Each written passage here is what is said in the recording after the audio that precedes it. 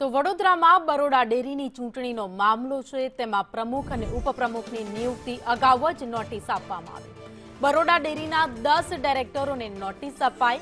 ગુજરાત સહકારી મંડળી અધિનિયમ કલમ 81 હેઠળ નોટિસ પાઠવવામાં આવી. ઓડિટમાં પારદર્શક વહીવટ ન જોવા મળતા નોટિસ અપાઈ છે. ડાયરેક્ટરો મેન્ડેટ વિરુદ્ધ ન જાય તે માટે ગાળીઓ કસાયાની પણ અત્યારે ચર્ચા ચાલી રહી છે.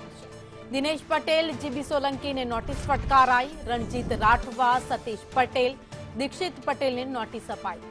તો આ સાથે જ સતીશ મકવાણા, રમેશ બારિયા, સંગ્રામસિંહ રાઠવાને નોટિસ આપવામાં આવી.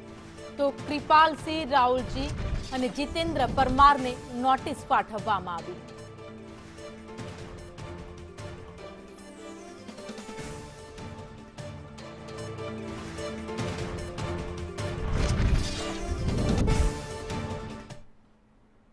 અન્ય સમાચારો